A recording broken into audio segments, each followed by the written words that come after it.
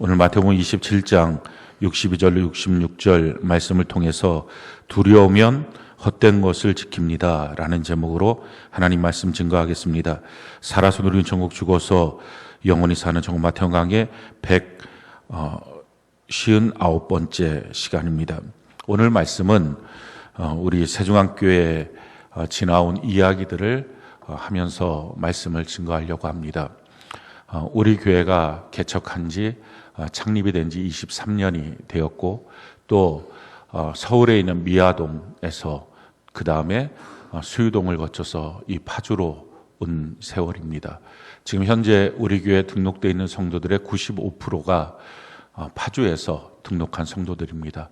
그러니 대체로 우리 교회가 어떻게 개척을 했고 또 어떤 과정을 거쳐서 여기까지 왔는지 아마 잘 알지 못하시는 분들이 많을 것입니다. 그런 점에서 교회를 개척한 담임 목사가 이 내용을 설명을 드리고, 또 그래서 그 교회 안에 이제 새롭게 오시는 분들이 왜 세중앙교회는 이렇게 합니까? 라고 물어보면 여러분들이 이것을 잘 듣고 알고서 설명을 해주시면 좋으리라 생각을 합니다. 우리 교회는 2000년 4월 마지막 주 그날이 부활절이었었는데, 그때 도봉산에 있는 도봉산 제1기도원 쓰지 않는 기도원이었습니다. 크기는 아마 이 강단보다 좀 적은 그런 강대상보다 좀 적은 규모의 기도원을 빌려서 우리 창립 예배를 드렸습니다. 우리 교회가 창립 예배를 드릴 때에 하나님 앞에 몇몇 사람들이 와서 저한테 교회를 개척합시다 라고 하는 얘기를 할 때 사실은 개척하고 싶은 의욕도 없고 마음도 전혀 없었기 때문에 하나님께 그 문제를 놓고 기도를 했습니다. 하나님, 이 땅 위에 이렇게 많이 교회가 있는데 밤중에 한번 나가보면 다 공동묘지처럼 시뻘건 십자가로 도배가 되어 있는 서울 한복판에서 무슨 교회가 또 필요해서 하나님 교회를 개척하겠습니까? 저는 슈퍼를 차려서 치밀하고 꼼꼼한 성격을 발휘해서 슈퍼 사장이 되겠습니다. 이렇게 하나님께 기도를 하는데, 그때 분명한 하나님의 음성이 나는 성경에서 말하고 있는 바로 그 교회를 보기 원해 라는 말씀이었어요. 그래서 우리 교회의 모토가 성경적 교회, 성경이 말하고 있는 그 교회, 성경 속에 살아있는 교회입니다. 그 말씀을 듣고 주님 앞에 아멘 하고 교회를 창립했습니다. 교회 창립 선언서 5분 만에, 하나님께서 주신 말씀이니까 5분 만에 그걸 작성을 하고, 그리고 나서 그 창립 선언서를 읽고 2000년 4월 마지막 주일 그날이 부활절에 교회를 창립을 하게 되었습니다. 그리고 그 다음부터 계속적인 기도와 또 하나님의 말씀을 연구하고 또 교회 리더들과 같이 상의하면서 과연 성경적 교회가 뭐냐, 성경 속에 살아있는 교회가 뭐냐, 우리가 만들어 가야 될 교회 모습이 무엇인지에 대해서 같이 상의를 했습니다. 그리고 나서 그 세월이 10년 동안에 걸쳐서 6가지 가치, 4가지 비전, 이것을 우리가 세우게 되었습니다.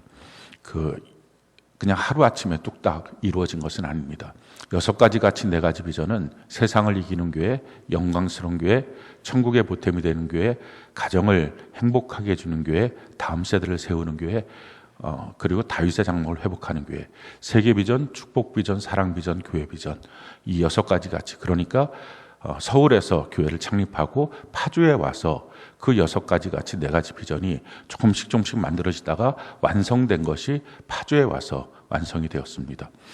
세상을 이기는 교회, 세상이 가고 있는 흐름대로, 세상 풍조대로 가지 않고 성경 말씀을 믿음으로 그 믿음대로 역행하는 교회, 영광스러운 교회, 그것은 빛나는 내 교회, 빛나는 우리 교회, 하나님이 말씀하셨던 빛나는 신부와 같은 그런 기쁨의 영광스러운 교회, 천국의 보탬이 되는 교회. 세 번째 가치, 그것은 교회가 수평 이동으로 성도들이 그저 많이 모이는 교회가 중요한 게 아니라, 그것은 사실은 하나님 입장에서는 오른쪽 주머니에 있던 것을 왼쪽 주머니에 넣은 것처럼 하나님의 천국의 자산에는 전혀 보탬이 되지 않는데 실질적으로 천국의 보탬이 되는, 그래서 믿음을 완전히 상실했거나 아예 안 믿는 사람들을 주로 전도하고 그렇게 해서 구원을 시켜서 천국 가게 하는 그런 교회, 가정을 행복하게 해주는 교회, 교회를 제대로 만나고 신앙생활 제대로 하면 가정은 변화되고 행복해집니다. 그리고 우리의 신앙이 다음 세대를 세우는 교회, 우리로 끝나는 게 아니라 다음 세대가 더 믿음 안에 굳건히 서서 신앙의 명문가문, 축복의 명문가문을 세우는 것, 다윗의 장막을 회복하는 교회, 예배 시간에 하나님을 실질적으로 만나고 그냥 하나님 계시다 말만 하는 게 아니라 진짜 하나님을 만나는, 그래서 하나님을 만나는 감격도 있고 눈물도 있고 기쁨도 있는 이런 교회를 세우자 하는 것이 우리가 10년 동안 교회 개척 이후에 10년 동안 우리가 세워야 될 성경적 교회의 가치였습니다. 그리고 나서 실질적으로 이런 교회의 가치를 이루기 위해서 우리가 구체적으로 무엇을 해야 될 것이냐, 행동 강령처럼 핵심 사역 5가지를 우리가 만들어 가면서 이루었습니다. 그것도 하루아침에 뚝딱 된 게 아니라 13년의 세월 동안에, 그래서 사실은 올해 그것이 완성이 되었습니다. 매일 성경 통독 큐티, 셀교회, 천국복음 전파하여 가르쳐 지키게 하는 복음전도, 다음 세대를 성경을 사랑하는 예수 제대로 세우는 가정목회, 그리고 자기를 부인하고 자기 십자가를 지고 주님을 따르는 마음이 다른 진짜 그리스도인이 되는 개인 영성, 이 5가지의 핵심 사역, 이것을 완성을 했습니다. 그리고 실질적으로 이것이 되도록 우리가 예수 체질 평가표를 통해서 날마다 점검하고 있습니다. 여러분들 주보에 보면 예수 체질 평가표가 있는데 세중앙 축복의 사람들 그 밑쪽에 보면 예수 체질 평가표, 지난 주간에 평가표가 있습니다. 우리 교회는 등록 성도에 대해서 주일 출석 성도가 89%, 90%. 그러니까 10명 중에 9명, 10명이 등록했으면 9명이 주일날 출석을 합니다. 그러니까 부득이한 사정이 없으면 거의 다 주일날 온다 하는 것입니다. 매일 성경 통독 큐티 하는 사람들이 69%, 그러니까 70%가 10명 중에 7명이 날마다 성경을 읽고 있습니다. 그리고 전도하는 사람 10명 중에 6명, 지금 여러분들이 보고 있는 10명 중에 6명이 그렇게 전도를 하고 있고요. 셀로 모이는 것 10명 중에 9명이 셀로 모여서 교제를 합니다. 또 가정목회, 자녀를 키우는 가정목회가 되는 것이 10명 중에 7명 정도가 가정목회를 지금 하고 있는, 이것이 단순히 구호가 아니라 실질적으로 지금 우리가 진행하고 있고 우리가 경험하고 있으면서 성경 그대로의 교회를 우리가 지금 맛보고 있는 것입니다. 그러면서 올해 6월부터 우리 교회 예배가 대변혁을 일으켰습니다. 그것이 바로 지금 우리가 드리고 있는 전세대 통합 예배입니다. 그 전까지 아마 그 전에 계셨던 분들은 아시겠지만 우리 교회 학교 예배는 교회 학교 연령별로 나누어져서 예배를 드리고 또 청장년들은 청장년들로만 예배를 드렸습니다. 그 이유는 연령에 맞는 설교를 듣는 것이 가장 이해력이 좋을 것이고 또 부모 세대들은 자기 자녀를 띄워놓고 예배를 드리면 훨씬 더 집중력이 있어서 예배 성공할 가능성이 높다 하는 생각 때문에 그렇게 진행을 해왔습니다. 지금도 그 생각에는 변함이 없습니다. 그런데 그렇게 진행하고 있는 과정 속에 결정적인 맹점이 그 안에 있다 하는 것을 발견했습니다. 그것은 올해 작년에 걸쳐서 올해 초 또 작년 말에 걸쳐서 우리 교회 성도님들 예배를 잘 나오고 아이들도 예배를 잘 나오는 아이들 가운데 하나님을 도저히 믿을 수 없다, 이렇게 폭탄 선언을 하고 교회 안 나가겠습니다, 교회 나가기 싫습니다, 부모가 나를 끌고서 교회를 나가는 거 고등학교 때 가지고 그 다음부터는 난 내 마음대로 하겠습니다, 나 예수 안 믿습니다, 이런 가정들이 몇몇 가정들이 나오는 것입니다. 왜 이런 문제가 생겼을까? 그러고 나서 성경을 제가 연구를 해봤는데 가장 연령에 맞는 말씀을 증거하고 또 영적으로 살아있고 성경을 읽는다고 하는 이 교회 안에서 왜 이런 일들이 생길까? 성경을 보니까 자녀를 양육하는 제1양육자, 그건 교회가 아니고 부모였다는 것을 발견했습니다. 문제는 부모가 자기 자녀의 신앙을 전혀 모르는 것입니다. 교회에다 그냥 맡겨놓으면 알아서 자녀들이 믿음을 가지련, 이런 생각들을 한 것입니다. 근데 사실은 실질적으로 믿음을 갖지 않고 더 안타까운 일은 가정 안에서 서로 말씀을 나누고 신앙을 서로 점검하는 일이 거의 없는 상태에서 가정 안에서는 기껏 공부 얘기, 돈 얘기, 진로 얘기 이런 얘기들만 하고 있다는 것을 발견했습니다. 결정적인 신앙의 맹점이 있구나. 뭘 한들 자기 자녀 지옥 보내고 나면 그럼 그 부모는 편할까? 아니 더 정확하게 말하면 그 부모는 정말 천국 가는 부모 맞을까? 하는 생각을 했습니다. 그래서 함께 예배를 드리자 하는 것이 지금 여러분들이 드리고 있는 전세대 통합 예배입니다. 부모와 자녀가 같이 앉아서 예배를 드리고 그래서 자녀의 예배의 모습을 보면서 신앙의 상태를 점검하고 또 부모가 신앙의 본을 보이고 또 자녀가 보고 있으니까 부모가 제대로 예배를 잘 지키는 그 모습들을 보여주고 또 뿐만 아니라 그런 일을 통해서 같은 말씀을 들으니까 그 말씀을 갖고 자연스럽게 가정 안에서 말씀의 교제를 하는 것. 아까 여러분이 통계를 봤지만 10명 중에 7명 정도가 가정 안에서 말씀을 나누는 이런 일들이 지금 진행되고 있는 것을 우리가 보게 됩니다. 그렇게 함으로 자녀를 세워가죠. 물론 처음에 자녀들이 와서 이 예배를 같이 드린다는 거 제가 교회 학교에 맞는 언어를 쓰는 것도 아니니까 예배를 드리는 거 쉽지 않습니다. 그런데 유치원에 아이들 보내면 한 달 정도 적응 기간이 있는 것처럼 학교에도 아이를 보내면 한 달 정도의 적응 기간이 있는 것처럼 한 달 정도 지나고 나면 적응이 다 됩니다. 물론 가정 안에서 가르쳐줘야 합니다. 예배가 뭔지 어떻게 예배를 드리는 건지 하나님이 누군지 그러면서 사실은 신앙 교육을 하는 거죠. 그러면서 그 신앙 교육을 하는 부모가 허투루 살 수 있겠습니까? 제대로 살겠죠. 술 먹으면서 자녀한테 담배 피우면서 자녀한테 그런 말 못합니다. 그러니까 부모의 모습도 바뀌어지는 거죠. 그렇게 하면서 자녀들 제대로 양육하고 나오면 지금 현재 우리 교회에서는 7살 유치원생들 6살까지 말씀을 한두 단어를 아는 게 아니라 전체 설교의 맥락을 이해하는 대부분이 그렇게 합니다. 물론 편차는 좀 있겠죠. 근데 대부분이 그 정도의 말씀에 대한 지식을 갖게 되고 또 요즘에 보면 학교 가서 아이들이 막 통제가 안 되니까 막 뛰어다니고 정신없는데 그런데 그렇게 하지 않고 제대로 앉아서 있는 훈련들이 되고 이런 일들을 보게 됩니다. 뿐만 아니라 한 교회 안에서 담임 목사보다 더 설교 잘하는 사람이 누가 있겠어요? 담임 목사보다 더 신앙적 지성이 뛰어난 사람이 누가 있겠습니까? 그러니까 그 설교라고 또 한 사람 한 사람 담임 목사보다 더 사랑하고 그 한 영혼을 위해서 기도하는 사람이 누가 있겠습니까? 지금도 저는 여러분들의 한 명 한 명 이름을 짚어가면서 날마다 기도합니다. 그러니 그 양질의 말씀을 자녀들이 듣고 그 말씀대로 양육받을 수 있다는 거 참 좋은 기회입니다.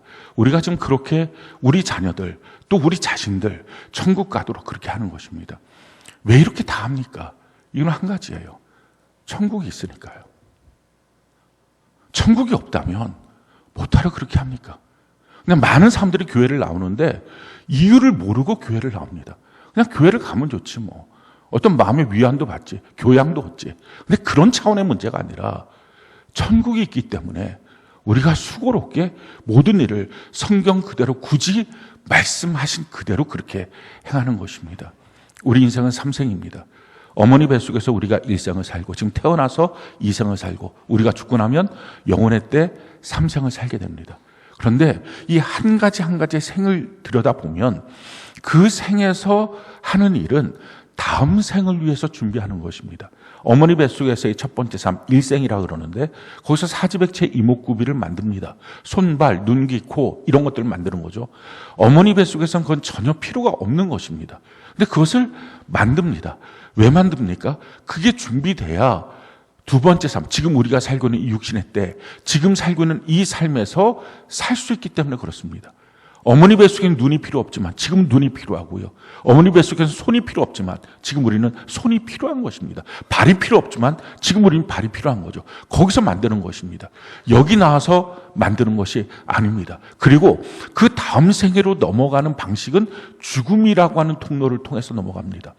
어머니 뱃속에서 우리가 태어나는 과정을 보면 우리의 지금 관점에서 보면 태어나는 거지만 어머니 뱃속의 관점에서 보면 죽는 것입니다. 그의 삶의 터전인 자궁 밖으로 나가야 되고요. 생명줄이었던 탯줄이 끊어져야 합니다. 그러니까 죽는 것입니다. 사망을 통해서 생명을 얻는 것입니다. 그러니 지금 우리의 삶은 거기에 대해서 배울 점이 있는 거죠. 지금 우리의 삶은 더 이상 육체를 만드는 것이 아닙니다. 삼생을 위해서 사는 거죠. 삼생, 그 영혼의 때를 위하여 그 영혼을 만들어 가는 것입니다. 그리고 우리가 다 태어나면 죽음을 맞이합니다. 그 죽음은 슬픈 게 아니라 또 다른 세계로 넘어가는 것입니다. 그것이 삼생, 천국과 지옥의 삶입니다.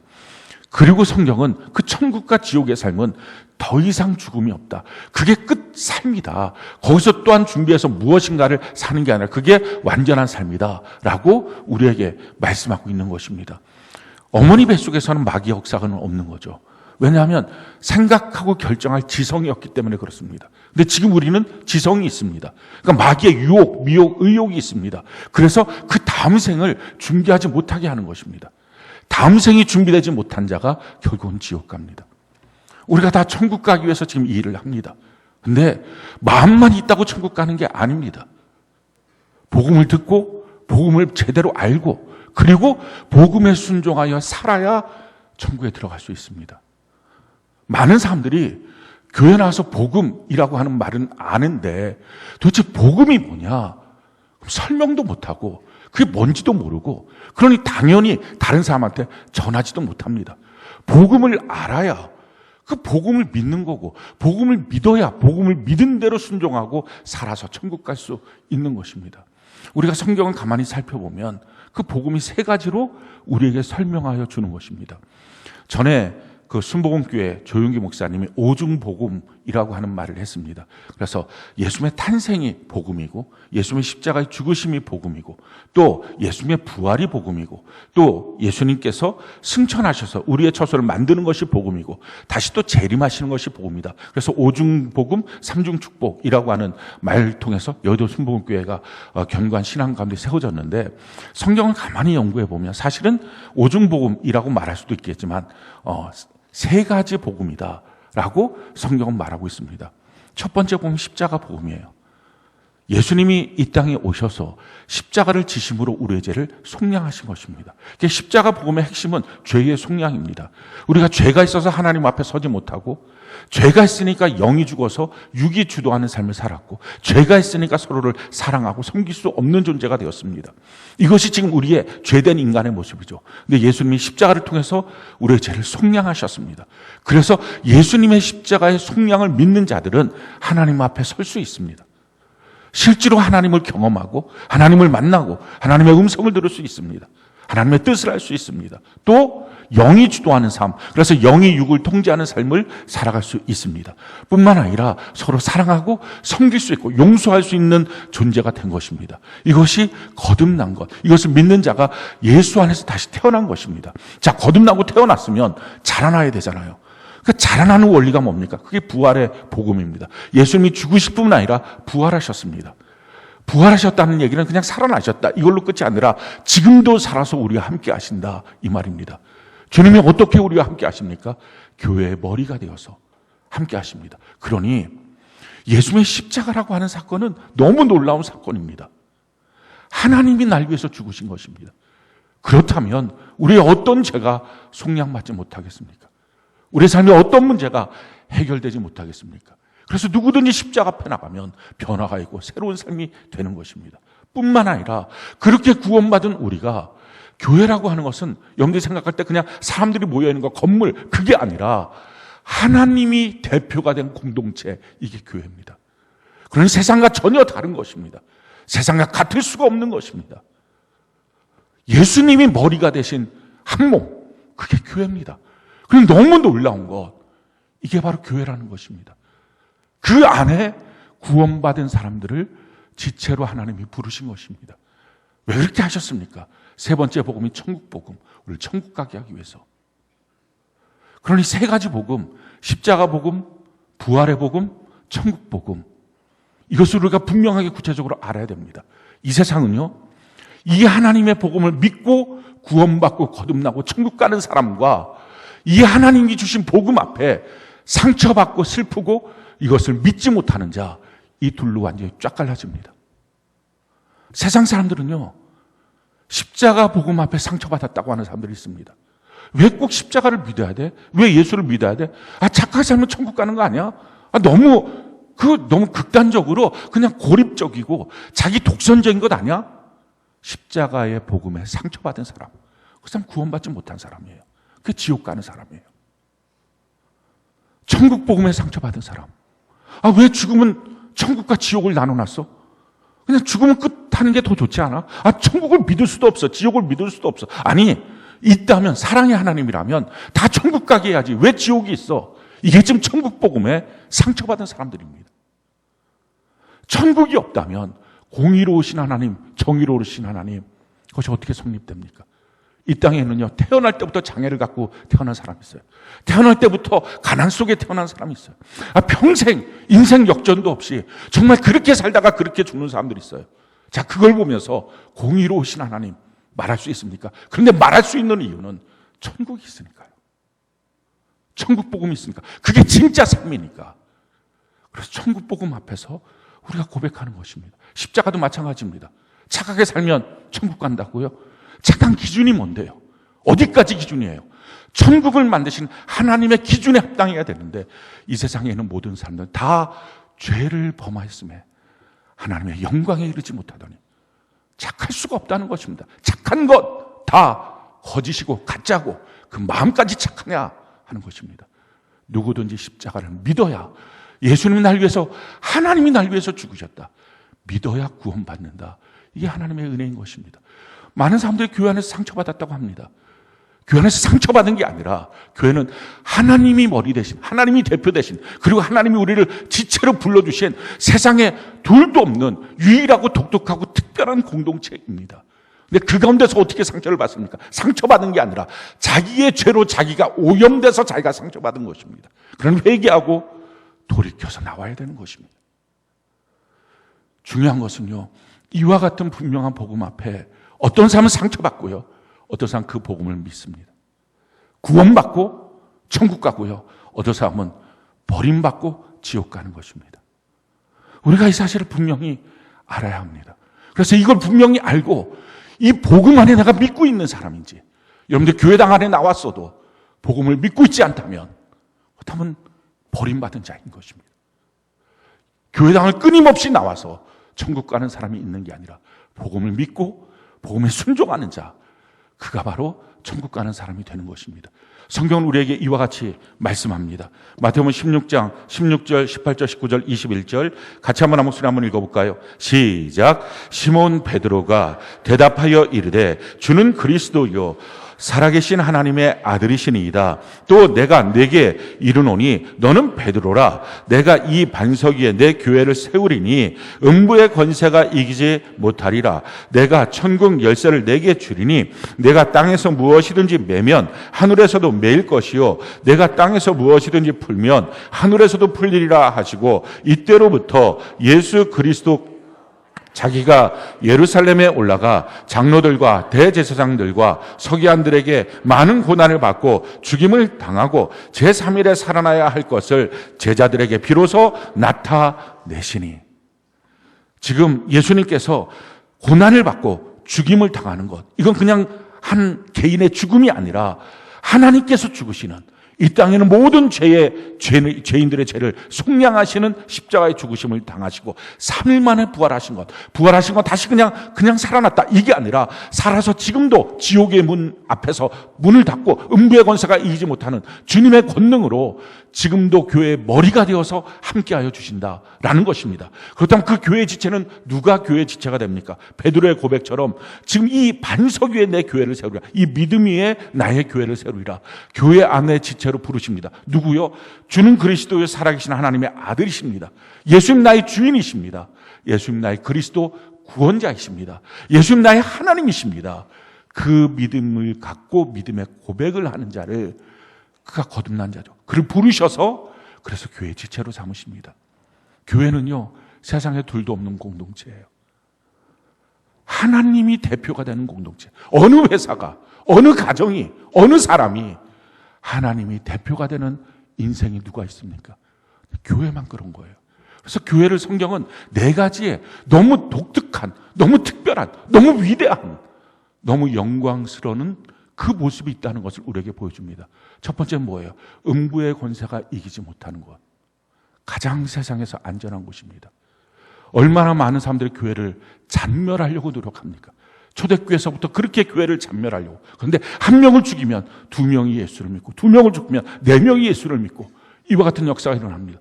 공산당들이 소련에서, 중국에서, 북한에서 그렇게 기독교를 잔멸하고 교회를 잔멸하고자 했지만 아직도 북한 땅에 지하교회가 있고요.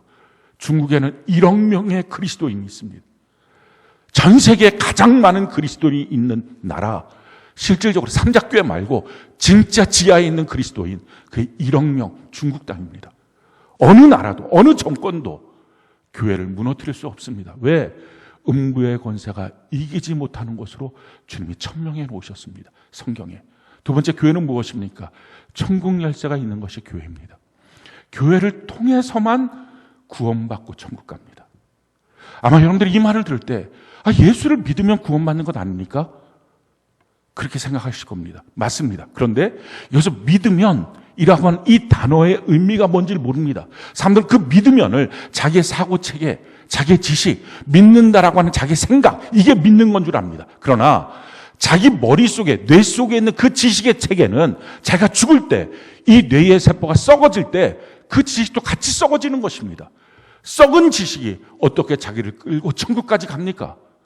성경이 말하는 믿음이라고 하는 것은요, 나의 뇌의 생각, 예수를 믿는다는 어떤 생각, 사고체계, 지식이 아니라 하나님이 내게 주신 선물이라고 말합니다. 근데 그 선물은 어떻게 우리에게 들어옵니까? 말씀을 들을 때 믿음이 생긴다는 거예요. 믿음은 들으면 그리스도의 말씀에서 우리 가운데 들어온다라는 것입니다. 그렇다면 이 들어온 선물로서의 믿음이라고 하는 게 뭡니까? 성경 그것을 예수님의 믿음을 우리에게 주셨다는 것입니다. 우리 몸 전체는 육체적인 것이지만 내 안에 믿음이 있다면 그 믿음은 내 것이 아니라 하나님의 것, 예수님의 것입니다. 성경 그래서 우리에게 이와 같이 말씀합니다. 사도행전 3장 16절 같이 한번 한 목소리 읽어볼까요? 시작. 그 이름을 믿음으로 그 이름이 너희가 보고 아는 이 사람을 성하게 하였나니 예수로 말미암아 난 믿음이 너희 모든 사람 앞에서 이같이 완전히 낫게 하였느니라. 예수로 말미암아 난 믿음. 우리 안에 있는 이 믿음이 뭐냐? 지금 베드로와 요한이 내 안에 있는 것을 너한테 보여줄 텐데 내 안에는 예수로 말미암아 믿음이 있다는 것입니다. 예수님의 믿음이 내 안에 있다는 것입니다. 여러분들 믿음을 갖고 있다면, 말씀을 들음으로 믿음이 생겼다면 그 믿음은 여러분과 같은 게 아니라 예수님의 믿음인 것입니다. 그러니 예수님의 믿음이 내 안에 있는데 그 믿음을 갖고 있는 사람이 자기의 삶을 못 바꾸겠습니까? 예수의 믿음이 있는데 어떻게 전도를 못하겠어요? 예수의 믿음이 있는데 어떻게 예배를 못 드리고 기도를 못하고 성경을 안 보고 성경대로 순종하지 않고 그냥 살겠습니까? 그러니 예수를 믿기만 하면 전도하지 않아도 천국 가는 거 아닙니까? 이 믿음 자체에 대한 지식이 잘못되어 있는 것입니다. 그 믿음은 자기 사상체계고요. 진짜 성경이 말하는 믿음이 내 안에 들어왔다면 어떻게 예수를 믿는데 전도를 안 합니까? 어떻게 예수를 믿는데 교회 안에 지체가 되지 못합니까? 어떻게 예수를 믿는데 기도하지 못하겠어요? 물론 이것이 하루아침에 믿는 그 순간 뚝딱 하고 다 이루어지지 않습니다. 전심전력 계속해야 됩니다. 내 자아를 꺾는 훈련들이 필요합니다. 그런 과정들이 교회 안에 있는 거죠. 그러나 결국 예수의 믿음이 나의 전생애를 바꿔서 예수님을 닮은 모습으로 나를 바꿔가서 그래서 천국 들어가는 것입니다. 이 모습 이대로는 천국 못 가겠죠. 변화돼서 천국 가는 것입니다. 또한 성경 교회를 뭐라고 우리에게 말하고 있습니까? 에베소서 3장 10절 같이 한번 한번 읽어볼까요? 시작. 이는 이제 교회로 말미암아 하늘에 있는 통치자들과 권세들에게 하나님의 각종 지혜를 알게 하려 하심이. 하나님은 교회를 통해서 각종 지혜를 주십니다. 따라서 교회가 아닌 다른 것을 통해서 하나님의 지혜, 다른 말로 하면 하나님의 뜻, 하나님의 분별력, 그것을 얻을 수는 없습니다. 다른 선교단체나 또는 다른 어떤 지식이나 이 모든 것들을 통해서 하나님이 우리에게 주신 하나님의 뜻과 하나님의 분별력, 하나님의 지혜를 얻을 수는 없습니다. 하나님이 내게 주신 교회 안에서 얻는 것입니다. 여기서 내 교회라고 하는 말이 나오는 것입니다.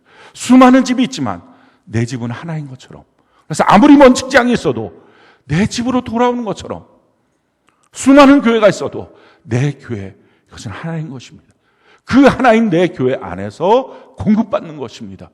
근데 그렇게 하지 않고 먼저 교회를 정할 때는, 뿌리를 내릴 때는 여러 가지 말씀을 들어봐야 되겠죠. 정말 이 교회 정말 건전한 교회인지, 건강한 교회인지, 옳은 교회인지, 성경대로 있는 교회인지 봐야 되겠죠. 그렇게 해서 교회 뿌리를 딱 내리고 나면 그 다음부터는요, 그 말씀으로 자라나야 됩니다. 근데 그 말씀이 아니라 그때도 여전히 나는 이 말씀도 듣고 저 말씀도 듣고 저 말씀도 듣고 하다 보면 그것이 자기에게 무엇인가 지식은 될 수 있어도 하나님의 뜻, 하나님의 분별력은 되지 못하고, 더 큰 문제는 그렇게 하다 보면 이 말씀을 갖고 저 말씀을 판단하고, 이 일을 갖고 저 일을 판단하고, 그러니까 자기가 결국은 말씀 밑에 서서 겸손함으로 말씀에 순종하는 게 아니라 말씀 위에 서는 교만으로 평생 말씀을 들었으나 결국은 말씀 대신 하나님 위에서 자기가 판단하는, 선악과를 먹은 그 죄성을 버리지 못하는 그 죄로 말미암아 영원한 지옥에 가는 인생이 되고 마는 것입니다. 성경은 말씀이 뭐냐? 말씀은 내가 알아서 찾아서 듣는 게 아니라 말씀은 수동적으로 받는 것이다 라고 성경은 우리에게 가르쳐주고 있습니다. 골로새서 2장 6절로 7절 같이 한번 한 목소리 읽어볼까요? 시작. 그러므로 너희가 그리스도 예수를 주로 받았으니 그 안에서 행하되 그 안에 뿌리를 박으며 세움을 받아 교훈을 받은 대로 믿음에 굳게 서서 감사함을 넘치게 하라. 예수를 주님으로 믿고 고백하고 거듭났다면 그때부터 그 안에 뿌리를 내리고, 주님의 교회 안에 너가 뿌리를 내리고 그 다음에 교회 안에서 세움 받아야 된다. 그리고 교회 안에서 교훈을 받아야 된다는 거예요. 내가 교훈을 찾아서 이 교훈 저 교훈, 이 말씀 저 말씀, 이 교회 말씀 저 교회 말씀 이거 듣고 다니고, 이 선교단체 말, 또 이 책 저 책, 그런 지식으로 쌓여진 신앙은 결국 자기가 말씀 위에 서서 판단하게 만드는 고집과 교만으로 지옥 가는 인생이 될 수밖에 없다라는 것입니다. 그래서 우리 정신 똑바로 차리고 교회가 뭔지, 교회를 통해서, 그래서 내 교회가 중요하구나, 뿌리 내린 내 교회, 거기서 주시는 말씀으로 내가 하나님의 뜻을 분별하고 거기서 주시는 하나님의 뜻을 따라서 내가 행할 수 있구나, 그래서 자라날 수 있는 거구나, 하나님의 말씀 앞에 겸손하게 내가 자라나는구나 하는 것을, 그 말씀대로 순종하고 살 수 있구나 하는 것을 깨닫게 됩니다. 네 번째, 교회는 모든 비어있는 것을 충만하게 하시는 하나님의 충만이 됩니다. 성경이 이와 같이 말합니다. 에베소 1장 23절 같이 한번 목소리 읽어볼까요? 시작. 교회는 그의 몸이니 만물 안에서 만물을 충만하게 하시는 이의 충만함이니라. 만물 안에서 충만하게 합니다. 그래서 모든 비어있는 것들에 하나님의 복을 주는 것입니다. 복은 하나님의 것입니다. 그래서 복되신 하나님이에요. 그러니까 우리가 상수도를 먹을 때 수돗물을 먹는 것처럼 큰 수원지가 있죠. 그것이 하나님이에요. 그 큰 수원지 하나님. 그런데 그 복인 하나님의 복을 우리가 받으려면 그 수원지의 물을 그냥 가서 우리가 퍼먹는 게 아니라 그게 수도관을 통해서 우리 집까지 와야 됩니다. 그 수도관, 그게 교회입니다. 만물을 충만하게 하시는 자의 충만의 통로, 그게 교회라는 것입니다. 하나님의 복이 우리 집까지 오게 만드는 것, 그게 교회예요. 그러면 그 수도관만 오면 우리가 수돗물 다 먹을 수 있나요? 그렇지 않아요. 수도꼭지가 있어야 돼요. 수도꼭지를 열어야 수돗물이 떨어지죠. 그럼 수도꼭지가 뭡니까? 성경은 우리에게 이와 같이 말씀을 하죠. 민수기 6장 27절 같이 한번 읽어볼까요? 시작. 그들은 이같이 내 이름으로 이스라엘 자손에게 축복할지니 내가 그들에게 복을 주리라. 그들은 이라고 하는 제사장들을 말하는 것입니다. 민수기 6장 이 제사장들은 여호와의 이름으로 그들은 누구예요? 이스라엘 백성들에게 축복, 복을 선포하고 말할지니, 그 선포하고 말하는 그 소리를 하나님이 들으시면 하나님이 그 한 사람 한 사람에게 직접 복을 주시겠다라는 것입니다. 예배당에 나왔을 때 지금 여러분들이 예배 가운데 하나님의 복을 받는 그 충만한 가운데 강단에 선 주의 종을 통해서 복이 선포될 때, 그래서 축도 시간이 너무 중요한 거예요. 그 시간에 하나님이 우리에게 복을 주시겠다라는 것입니다. 그런데 저만 제사장이 아니라 베드로전서 2장 9절에 보면 여러분들이 다 왕같은 제사장들입니다. 그러니 여러분들 교회당에서 복을 받고 여러분들 각자의 터전에 가서 가정이든지 회사든지 어디든지 가서 복된 말을 선포하는 것을 통해서 그곳에 하나님의 복이 임하도록 하는 것입니다. 그것이 교회를 통해서 우리에게 주시는 것입니다. 우리가 이처럼 십자가를 제대로 알고 부활을 제대로 알아서 교회가 무엇인지를 알고 천국을 알고 그 믿음으로 우리가 그것을 복음을 믿음으로 순종함으로 천국에 들어갈 수 있는 것입니다. 이처럼 이것을 강조하는 이유가 있습니다. 왜냐하면요, 너무 혼탁해서 그래요, 세상에. 아마 전도하시는 분들이 알 것입니다. 예전에 전도할 때는요, 이단들은 다 숨어 있었어요. 근데 지금은 여기 교화 중심 상가만 해도 이단들이 아예 버젓이 띠를 두르고 나와서 자기 이단의 사상들을 전하고 있습니다. 너무 혼탁해졌어요. 근데 바른 지식이 뭔지 모르고 그냥 예배당에 턱하니 앉아서 부모들이 그랬으니까 나도 그냥 그렇게, 그게 신앙인 줄 알고 그렇게 왔다 갔다 하는 신앙을 갖고 있으면 그 사람은 어떻게 천국 가겠어요? 모르는데, 무지가 죄인데 지옥 가지 않겠습니까? 정신 똑바로 차리고 우리가 제대로 알고, 그래서 제대로 믿고, 그리고 제대로 순종하고 우리가 살아야 합니다. 오늘 성경에 보면 정말 혼탁함이 뭔지를 우리에게 그대로 보여주고 있습니다. 자, 62절 같이 한번 볼까요? 62절 한 목소리 시작. 그 이튿날은 준비일 다음 날이라 대제사장들과 바리새인들이 함께 빌라도에게 모여 이르되. 자, 그 이튿날은 준비일 다음 날이다. 준비일 다음 날이 뭐예요? 그게 안식일이에요. 그러니까 준비는 안식일 준비일이라는 것입니다. 우리가 주일 예비일입니다, 이렇게 토요일을 말하는 것처럼 이들은 지금 안식일 전에 준비일을 지내고, 그리고 준비일 다음 날 안식일에 이 대제사장과 바리새인들이 지금 무엇을 합니까? 이들은요, 안식일법을 얼마나 엄격하게 지키느냐, 이게 아주 초미의 관심이었어요. 그래서 예수님이 안식일에 병든 자를 고쳤다, 이것 때문에 예수님을 정죄하고 그래서 예수님을 죽이고자 했던 것입니다. 그런 그들이 그 안식일에 모여서 뭘 합니까? 63절 보니까요, 주여, 이 주여가 누구예요? 하나님을 좀 주여라고 부르는 게 아니라 빌라도 총독한테 가서 주여 이렇게 말하는 거예요. 그러고서 이렇게 말합니다. 주여, 저 속이던 자가 누구예요? 예수님. 그리고 속이던 자라고 말합니다. 지금 이렇게 가서 빌라도를 향해서 주여, 그것도 안식일 날, 예수님을 향해서는 저 속이는 자, 속이던 자 이렇게 말합니다. 왜 이렇게 호들갑을 떱니까? 이유는 3일 만에 예수님 부활하신다. 그 부활하고 나면 자기들이 의인을 죽였다, 하나님을 죽였다라고 하는 것, 이것 때문에 우리가 어떻게 살겠냐, 두려워 떱니다. 그래서 거기서 얻어진 확답이 뭡니까?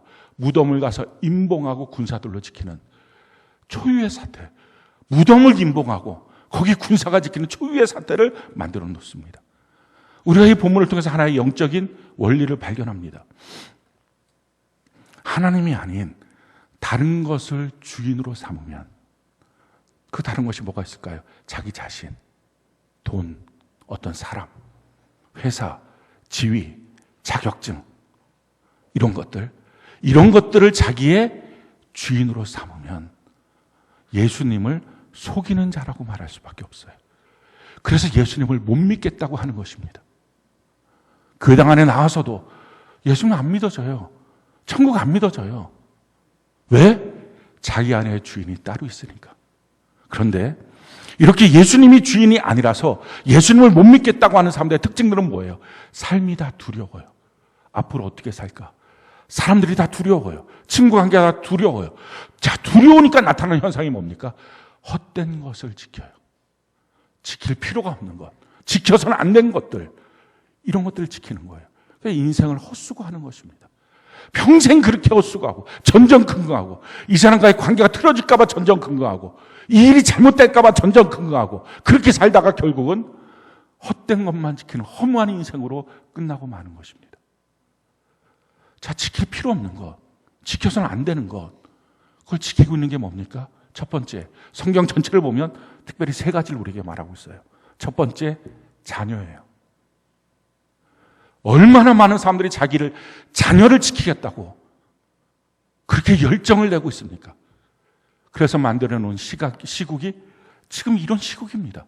학교에서 학부모들이 갑질하고, 얼마나 자기 자녀를 엉망진창 만들어 놓고, 어디를 가든지 누가 자기 자녀를 향해서 함부로 할까봐, 건드릴까봐 아주 그냥 살쾡이 눈이 돼서 옆에 사람들 째려보고, 누구라도 뭐라고 하면 왜 내 자녀한테 그러냐고. 헛된 것을 지키고 있어서 그래요. 자녀는 지킴의 대상이 아니라 양육의 대상이에요. 가르쳐야 되는 대상이지 그건 지키는 게 아닌 거예요. 성경이 우리에게 이와 같이 말씀하고 있습니다. 시편 127편 1절, 3절, 4절 같이 한번 읽어볼까요? 시작. 여호와께서 집을 세우지 아니하시면 세우는 자의 수고가 헛되며 여호와께서 성을 지키지 아니하시면 파수꾼의 깨어 있음이 헛되도다. 보라, 자식들은 여호와의 기업이요 태의 열매는 그의 상급이로다. 젊은 자의 자식은 장사의 수중에 화살 같으니 하나님께서 가정을 세우지 않으면 또 성을 하나님이 지켜주지 않으면 다 헛된 것이다. 아무리 자기가 지키려고 해도 여러분들 가정을 여러분들이 지키려고 합니까? 하나님이 지키셔야죠. 여러분들 자녀를 여러분들이 지키려고 합니까? 하나님이 지키셔야죠. 자기가 지키려고 하니까 엉망진창, 상처투성이 이런 것들 다 만들어 놓고 만 거예요. 자녀는 뭐라고요? 하나님의 기업이에요. 그 자녀에게 우리가 해야 될 게 뭡니까? 자녀는 화살입니다. 활 같은 부모가 자기를 먹여서 그 자녀가 하나님이 원하는 그 관역을 향하여 날아가도록 해주는 것, 이게 부모의 역할입니다. 문제는 그 부모가 자기 자녀를 어디로 날려야 될지 비전도 없고 영성도 없고 교양도 없고 지성도 없고 자녀와 공감하는 감성도 없으니 온통 하는 것 자체는 내가 내 자녀를 얼마나 잘 지키고 사느냐, 이것만 있으니 사회도 가정도 다 엉망진창되고 만 것입니다. 제대로 하나님 앞에 서서 그 교양과 지성을 갖고 하나님 앞에 기도함으로 하나님이 이 자녀를 향한 하나님의 뜻이 뭡니까? 어디로 날려야 됩니까? 이거는 물은 적도 없고 그냥 자기 자녀만 들들 볶아먹고 있으니 이게 보통 문제가 아닙니다. 성경은 우리에게 이와 같이 말합니다. 잠언 22장 6절 같이 한번 읽어볼까요? 시작. 마땅히 행할 길을 아이에게 가르치라. 그리하면 늙어도 그것을 떠나지 아니하리라. 가르칠 내용이 있어야 된다는 것입니다. 자녀는 지킴의 대상이 아니에요. 양육의 대상이에요. 근데 양육이 있습니까? 가정 안에 온통 지키는 것밖에 없지 않습니까? 뭘 갖고 지킬까? 내가 돈 벌어오면 지키겠지. 이런 것밖에 없지 않습니까? 성경은 우리에게 이렇게 말합니다. 신명기 6장 5절로 7절 같이 한번 읽어볼까요? 시작. 너는 마음을 다하고 뜻을 다하고 힘을 다하여 내 하나님 여호와를 사랑하라. 오늘 내가 내게 명하는 이 말씀을 너는 마음에 새기고 내 자녀에게 부지런히 가르치며 집에 앉았을 때든지 길을 갈 때든지 누워있을 때든지 일어날 때든지 이 말씀을 강론할 것이며 하나님을 사랑하고 하나님이 널 지켜줄 수 있는 가치 있는 존재로 너가 하나님 앞에 믿음 갖고 서야 된다. 그걸 부지런히 자기 자녀에게 가르치는 것입니다. 사랑하는 성도 여러분, 이제 여러분들이 자녀를 지키는 자가 아니라 자녀를 가르치는 성경이 말하는 제대로 된 부모, 그렇게 사시기 바랍니다. 또한 헛된 것 지키는 것, 지킬 필요가 없는 것 지키는 것, 두 번째 성경이 말하고 있는 것은 돈입니다. 얼마나 많은 사람들이 자기 돈을 지키겠다고 혈안이 되어 있습니까? 돈 지켜집니까? 하나도 안 지켜집니다. 돈은 지키는 게 아니라 바르게 사용하는 것입니다. 성경은 우리에게 이렇게 말합니다. 디모데전서 6장 17절로 18절 같이 한번 읽어볼까요? 시작. 내가 이 세대에서 부한 자들을 명하여 마음을 높이지 말고 정함이 없는 재물에 소망을 두지 말고 오직 우리에게 모든 것을 후히 주사 누리게 하시는 하나님께 두며 선을 행하고 선한 사업을 많이 하고 나누어 주기를 좋아하며 너그러운 자가 되게 하라. 정함이 없는 재물, 믿을 수 없는 재물이라는 것입니다. 지켜지지가 않는 거라는 것입니다. 얼마나 많은 사람이 이 돈 지키려고 형제 간의 의가 다 끊어지고 가정은 다 파괴되고 자기 몸도 다 병들어 버리고, 이게 뭐 하는 것입니까? 세상 사람들은 돈이 전부니까 그렇게 살아도 예수 믿는 나는 사람은 그렇게 살면 안 되는 것입니다. 돈은 어떻게 하라고요? 선을 행하고 선한 사업을 많이 하고 나누어 주기를 좋아하며 너그러운 자가 되라. 그리하면 모든 것을 후히 주사 누리게 하시는 하나님이 너에게 공급하신다. 내 손에 움켜잡고 있으니 더 이상 줄 수가 없는 것입니다. 세 번째, 우리가 지키지 말아야 될 것, 헛된 거 지켜서 인생 허비하고 허무한 인생 살아가게 만드는 것, 자기 자신입니다. 얼마나 많은 사람들이 자기 자신을 지키고 자기 목숨을 지키고 자기 건강을 지키고 젊었을 땐 자기의 인생의 진도를 지키고 내가 어떻게 살까? 내 비전을 지키고. 헛된 것입니다. 그렇게 안 사라집니다. 성경은 우리에게 이렇게 말합니다. 마태복음 6장 25절 27절 같이 한번 읽어볼까요? 시작. 그러므로 내가 너희에게 이르노니 목숨을 위하여 무엇을 먹을까 무엇을 마실까 몸을 위하여 무엇을 입을까 염려하지 말라. 목숨이 음식보다 중하지 아니하며 몸이 의복보다 중하지 아니하냐. 너희 중에 누가 염려함으로 그 키를 한 자라도 더할 수 있겠느냐. 여기서 그 키라고 하는 거 성경을 아마 여러분들이 마태복음 6장을 살펴보면 그 키라고 했을 때 번호 2번 해갖고 밑으로 내려오면 목숨을 이렇게 말합니다. 키라고 써도 되고요. 목숨이라고 써도 되고요. 건강이라고 써도 됩니다. 내가 무엇인가 염려함으로 나를 지켜보겠다. 내 꿈을 지켜보겠다. 내 자존심을 지켜보겠다. 성경의 대답은 이것입니다. 너가 아무리 염려해도 너 목숨 1분도 늘릴 수 있겠느냐. 너가 아무리 염려해도 너 자존심, 너의 진로, 너가 지킬 수 있겠느냐? 불가능하다 하는 것입니다. 그렇다면 우리는 어떻게 해야 됩니까? 성경이 이렇게 말해요. 시편 37편 5절 6절 같이 한번 읽어볼까요? 시작. 내 길을 여호와께 맡기라. 그를 의지하면 그가 이루시고 내 의를 빛같이 나타내시며 내 공의를 정오의 빛같이 하시로다. 몸은 자기 자신은 자기 자존심은 자기 인생은 지키는 게 아니라 하나님께 맡기는 것입니다. 다 인생 잘못 살고 있는 것입니다. 자녀 양육은 없고 지키려고만 하고 그러니 얼마나 자녀 앞에 전전긍긍 꼼짝도 못하고 그러니 자녀는 뭐 하는지도 모르고 다 손떠나면 다 엉망진창되는 자녀 만들고 돈 지키겠다고 그렇게 살고 그런데 가난은 찾아오고 문제는 찾아오고 자기 자존심 자기 몸 지키겠다고 하는데 자기 건강 자기 사건 자기 인생 하나 컨트롤 못하고 이게 인생입니다. 나는 맡겨야 되고요. 재물은 선하게 사용해야 되고요.